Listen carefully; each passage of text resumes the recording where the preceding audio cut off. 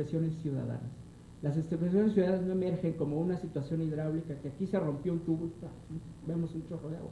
No, son procesos de aprendizaje, de acompañamiento y de evolución en las formas en que se organiza y se expresa la sociedad civil. El 68 es la suma de un camino que comienza con la huelga de Nueva Rosita, que se expresa también con la huelga de médicos, de maestros, y que tiene, desde luego, en el movimiento ferrocarrilero de Vallejo, otra escuela, otro ámbito de aprendizaje.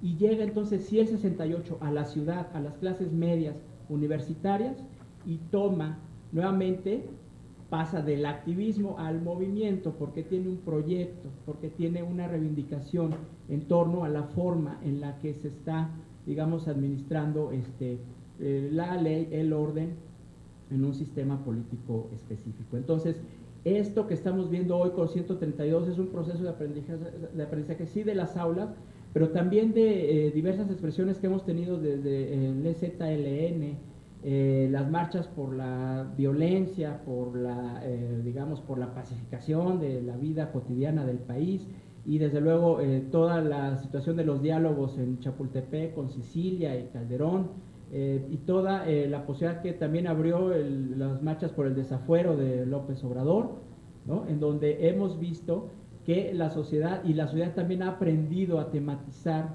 y a empujar y a gestionar temas en el espacio público.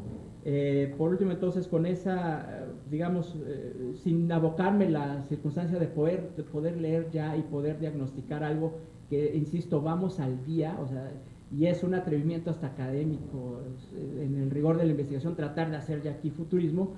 Yo nada más quisiera apuntar estos elementos, porque hoy el proyecto entonces que puede tener este movimiento es el de la democratización de los medios. Bueno, el último dato de Egipto es que ayer hubo elecciones, o sea, ayer esta junta de transición, ya Egipto fue a elecciones y pues van ganando los hermanos musulmanes. Entonces, bueno, hay que tomar, insisto, con cautela todas estas posibles transiciones hacia una primavera, ¿no? Bueno, entonces, ya atendiendo al título propiamente de la ponencia, entonces, ciudadanizar los medios. Bueno, ¿qué medios? Dentro de la ecología que tenemos, en términos de datos, creo que resulta claro que prácticamente, pues perdón, es la televisión, ¿no? Eso, y muchos datos que ya otros colegas como Jerónimo han referido, en fin, que estudian las audiencias. Bueno, está ahí. Nada más apuntar que IVOPE establece que en 2009, digamos, como equipamiento de comunicación en el hogar, la computadora estaba con el 33%, la televisión, la penetración de la televisión estaba en el 98.8, o sea, es aplastante, pues, y la televisión de paga fue creciendo de 1998 a 2009 de 14% a 32%. Entonces, los sistemas de paga también pueden ser un canal que puede aprovecharse para impulsar algún proceso de ciudadanización o de impulso a la toma en cuenta de los ciudadanos en lo que ofrecen los medios. Bueno, aquí hay otras cifras respecto al radio, pues el consumo es de 9 millones de personas por día, o sea que para la zona metropolitana estamos hablando de que el 50% consume más o menos 3 horas con 30 de radio diario.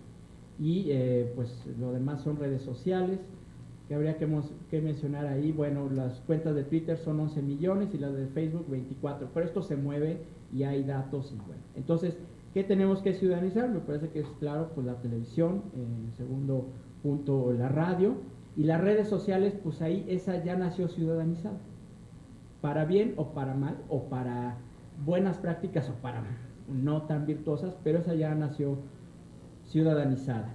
Y por eso refiero, para bien o para mal, ¿no? Pues las cuentas de Twitter que pertenecen a mexicanos o personajes o personalidades, los más seguidos, pues es Anaí, o sea, 3.836.000 seguidores hasta febrero de 2012.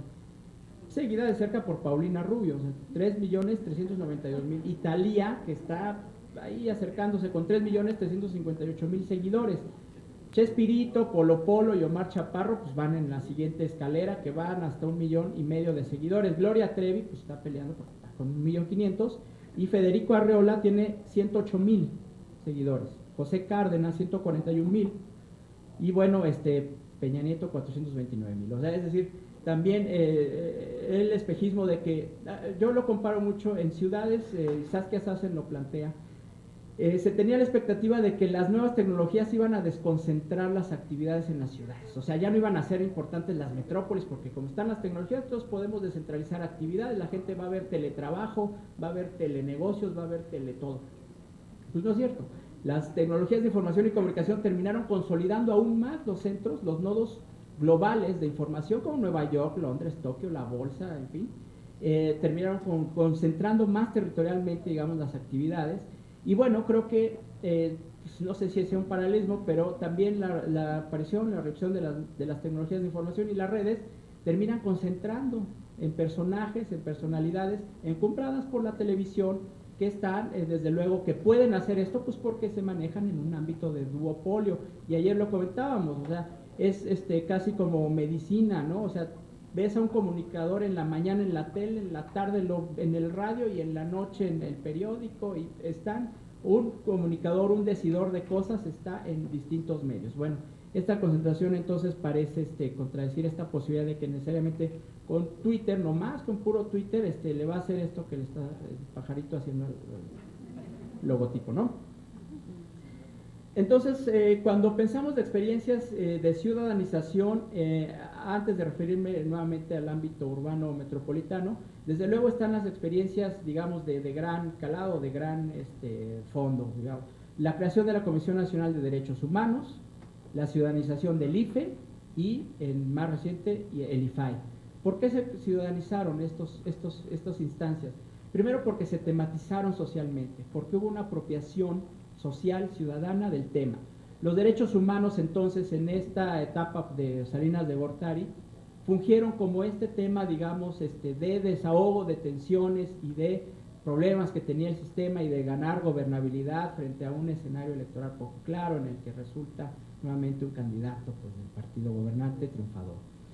Con el IFE, bueno, yo no les voy a platicar la historia, ustedes la conocen, ¿no? El IFE nace como una oficina de la Secretaría de Gobernación y se convierte en un órgano ciudadanizado, y yo le pongo comillas, me permito esta licencia porque solo 2 procesos del IFE realmente son ciudadanos. Son las mesas directivas que se instalan, o sea, que nos ponen a los ciudadanos a trabajar un domingo para el Partido Verde, entonces ahí van los ciudadanos y ahora le ponen su tiempo, ¿no? Un domingo. Y el Consejo Electoral. Lo demás, el resto de la estructura del IFE está soportada por un cuerpo de administración de carrera, servicios profesionales de carrera. Ahora, ¿pero qué sería interesante también que reflexionáramos sobre el IFE? Que el IFE, aún en esas instancias precarias de ciudadanización, porque los partidos obviamente, ya está en la ley que puede haber candidaturas ciudadanas, me parece que al 2018, pero además te quitan las posibilidades del financiamiento público, ¿no? Entonces sí te doy, pero bueno, pero ya está, puede haber candidatos ciudadanos en el 2018. Bueno, exceptuando eso, y con todos los defectos o virtudes que pueda tener el IFE, ya pudo intervenir en una regulación de flujo y de información mediática. O sea, la ley electoral, los debates con todo, y lo tuvimos, bueno, eso fue un resultado de este organismo ciudadano, y pues los medios privados estaban rechinando los dientes de coraje, trinando de coraje, porque no fue esta fiesta de locura y de felicidad que da el presupuesto prácticamente ilimitado que tenían los partidos para anunciarse, al menos públicamente, ¿no? Ahora pues el problema es que se buscan otros caminos, pero ya esa ciudadanización de esa parte del proceso nos ha dado como resultado una política de comunicación pública que ya ha sido regulada por una instancia ciudadana. Ojo, no lo desechemos, no veamos también que no hemos avanzado en otras cosas. Y desde luego el IFAI como organismo ciudadano que regula o que dota pues o que garantiza el derecho constitucional del acceso a la información. Esto es una matriz que, bueno, no se lee tan muy chica la letra. Realmente lo que aquí analicé de forma rápida fueron los antecedentes, la figura ciudadana, la normatividad y cómo se da el nombramiento del titular de estos organismos. Entonces el antecedente es que ¿bajo qué figura pones al organismo? ¿Es de un organismo descentralizado? ¿Es un apéndice de alguna otra parte del gobierno? La figura ciudadana es que tiene un consejo consultivo, tiene consejeros ciudadanos, tiene consejeros electorales, En el IFAI, por ejemplo, son comisionados, en el IFE son consejeros. Me parece que las formas en cómo se nombran las figuras, pues son de fondo, ¿no? Y la normatividad es que parte de la ley, de la Constitución, y ya se comentaba también ayer, la ley es indispensable, es paso fundamental para lograr estas reivindicaciones. Y desde luego, vuelvo a repetir, cómo se da el nombramiento del titular de cada organismo. Solo decir, bueno, que aún el IFAI se manda una propuesta a la Cámara de Senadores, mientras que el IFE ese sí puede elegir al consejero presidente de manera interna. Entonces, aún estos organismos que ya están o que se entienden como ciudadanizados tienen diferencias entre sí, funcionan de manera diferenciada. Entonces, bueno, si hay entonces temas y ejemplos en los que se ha llegado a la ciudadanización, yo apuntaría que no esté en ese cuadro la parte nuevamente del desarrollo urbano. Yo creo que es, y esa es mi hipótesis, bueno, no sé, me corregirán o me aterrizarán quienes están más vinculados a la cuestión de los medios. Es tan difícil ciudadanizar procesos de desarrollo urbano como ustedes no se imaginan, porque están los mismos intereses económicos, o sea, son grupos inmobiliarios potentísimos, no son cuestión menor. Hay, desde luego, la perspectiva de apropiación de los ciudadanos, pero no para el sí, sino para el no. Pues aquí no, pues aquí una estación no. Va 100 metros para allá, pero no en mi entorno. Y hay, desde luego, también la necesidad del gobierno local por asegurar gobernabilidad, legitimidad, etcétera. Me parece que es tan complicado el espacio o el sistema de medios como el espacio y el sistema urbano regional. Y creo que si se pudo hacer en el sistema urbano con, digamos, escalas de participación, se puede también replicar. Si ya tenemos un movimiento y un impulso que puede ir hacia allá, se puede replicar en los medios. Soy en esa parte optimista o ingenuo, no sé cuál de las dos, o si más una cosa que otra. Entonces, en el desarrollo urbano, vuelvo a apuntar, importantísimo, la ley de participación ciudadana del Distrito Federal. Porque entonces en la ley de participación ciudadana, ahí sí pones qué es un referéndum, qué es una consulta, qué es un comité vecinal, qué atribuciones tiene un jefe de manzana, un consejo de vecinos.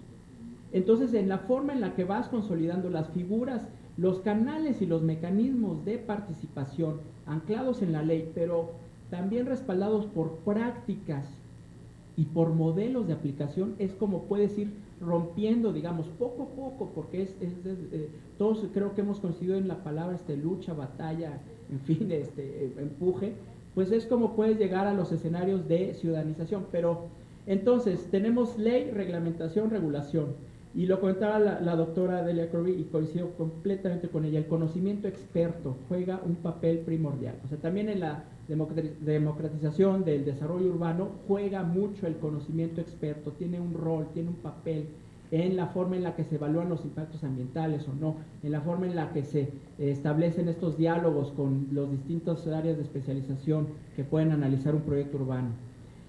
La participación de las audiencias desde la recepción que comentaba Jerónimo muy atinadamente, también son una esfera, son un ámbito de participación que no necesariamente está anclado a mecanismos y canales, pero que puede funcionar también como completar el rompecabezas de lo que puede ser una ciudadanización posible. Y por último, vuelvo a reiterar, buscar mecanismos y canales, construirlos como experiencias y como modelos. Y aquí sí, ni modo, otra vez, pues creo que no nos queda que más que sea en los medios públicos. O sea, si tenemos una experiencia, exitosa o no, o complicada o no, de medio público, podemos, no digo que exportarla porque sería utópico, pero podemos por lo menos ponerla de frente a otros intereses privados que se niegan o que estarían reacios a abrir la incorporación de los ciudadanos. Entonces, estas dinámicas y escalas de participación que he identificado son fundamentalmente tres. Una es la consulta y la evaluación. O sea, tú puedes abrir un proceso a los ciudadanos para consultarles y que evalúen lo que están viendo, lo que está pasando, lo que hay. Eso puede ser desde encuestas, desde interacción, hasta desde redes, si ustedes quieren. La participación es otro nivel, es otra escala. En la participación sí ya haces un taller, en la participación sí ya convocas, ya hay una proximidad, ya hay un diálogo que se tiene que establecer y ya hay interlocutores con rostro, nombre, apellido, rol.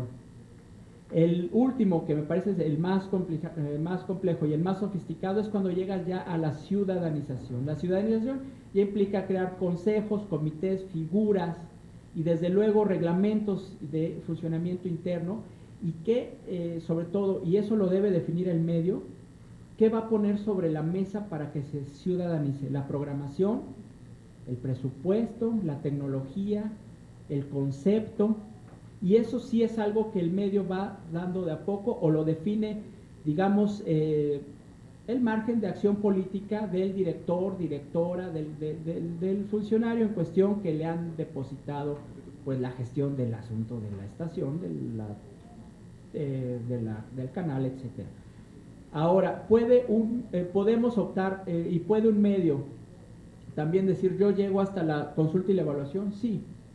Y eso también puede ser, digamos, una oferta de estos procesos de ciudadanización que se le puede hacer a los medios, ¿no? Un medio puede llegar hasta la participación, no necesariamente a ciudadanizarse.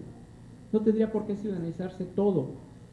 Si partimos que de entrada, pues los medios están ciudadanizados, porque los que los operan, ¿qué son? No son, no es una junta militar, no son, son ciudadanos también, ¿no? Bueno, entonces, las experiencias no se reducen al asunto del IFE, del IFAI, ya lo mencionaba, la radio ciudadana del IMER, ya se hizo un repaso por las figuras de defensores del televidente. Notimex recientemente hizo toda una reingeniería, y ya se comentaba también ayer por parte de Jerónimo. El Canal 11, Radio Educación, están en esa misma perspectiva, pero se están instalando fundamentalmente defensorías de audiencias o de lectores. No tengo hasta ahora el dato de que era un consejo ciudadano, pero bueno, si alguien me saca del error o de la falta de información, pero ya comentaba André del proceso que no se concretó con Canal 22, y me refiero, y lo debía haber dicho al principio, a la experiencia mexicana. Únicamente me estoy refiriendo a la experiencia mexicana. Creo que también entre los avances hay una buena noticia. Ahora en febrero, ahora en abril, el 13, salió esta nota. Ya luego de casi 3 décadas de lucha, la Cámara de Diputados autorizó al fin que las comunidades indígenas del país puedan adquirir, operar y administrar medios de comunicación, y que por medio de la radio y la televisión se promuevan la cultura de la justicia, la no violencia, el respeto por los derechos humanos, la igualdad y la no discriminación. Creo esto también es una buena noticia, no todos son malas noticias. El asunto, y por eso es que es el énfasis en los mecanismos y los canales de participación, es que esto también demanda recursos, demanda inversiones. O sea, en televisión aún como veíamos ayer con estos sistemas de TDT, se requiere de una base, y si lo queremos decir así, inclusive pues de un músculo financiero realmente. O sea, aunque se abre el espectro, es un asunto de competencia y de capitales finalmente. Bueno, para concluir, insisto, los medios se tienen que ciudadanizar. Si desde la perspectiva de Cohen y Arato, la comunicación es por naturaleza, está instaurada y está en el mundo de vida y en la trama de relaciones de la sociedad civil, sí se tiene que ciudadanizar, pues porque se opera, se regula por mecanismos del Estado, y finalmente estamos hablando de la explotación y el aprovechamiento de un bien público. Ciudadanizar, y aquí bueno, esta imagen es representativa de los movimientos anti-inmigrantes. Ciudadanizar implica, cuando ya pasas del movimiento a ciudadanizar algo, es que ahí ya van todos. Ciudadano muchas veces le llamamos al que es igual a uno. Es decir, yo quiero que se ciudadanice algo, pero porque estén mis iguales. Cuando tenemos que entender que el espectro de los movimientos sociales y de la sociedad civil, pues son también, ¿no?, los movimientos de ultraderecha o de ultraizquierda, los movimientos ultraconservadores o intolerantes, y que entonces si vamos a un esquema de ciudadanización, no es para ciudadanizar con los que, pues con los que me entiendo, pues es que hay que ciudadanizar también con los que no me entiendo. Y eso es un reto que como cultura política debemos también instaurar, cosechar, ampliar. Bueno, esto ya con esto sería el último. La otra parte también que necesitamos para esta plataforma de ciudadanización, este es el comparativo de organizaciones de la sociedad civil en el mundo. Estados Unidos tiene, se contabilizaron 2 millones de OSCs, ¿no? Chile tiene 106,000, Argentina 120,000, Brasil 338,000, México son 40,098 OSCs.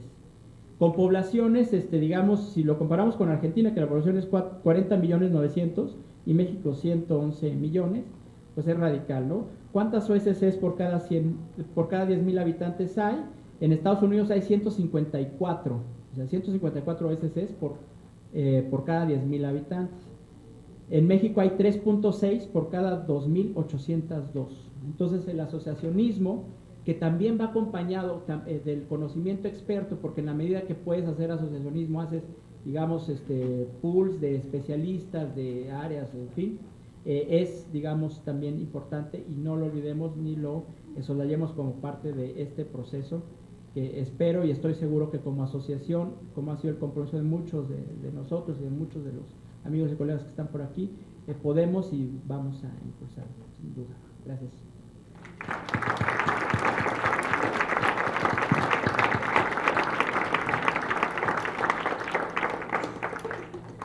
Muchas gracias, Alberto. Yo creo que hay dos cosas que quiero rescatar antes de pasar a la sesión de preguntas y respuestas.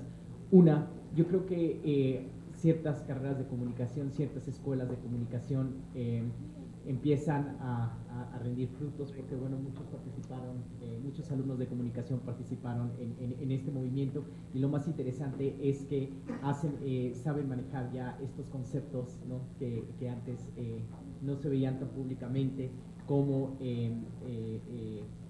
bueno, derecho a la información, defensor, ¿no? Y todo esto que va enmarcado y relacionado con los medios de comunicación. Eso por una parte. Y la otra, algo que nos habla de forma muy importante, Alberto, es esta cuestión sobre cómo ciudadanizar a los medios de comunicación.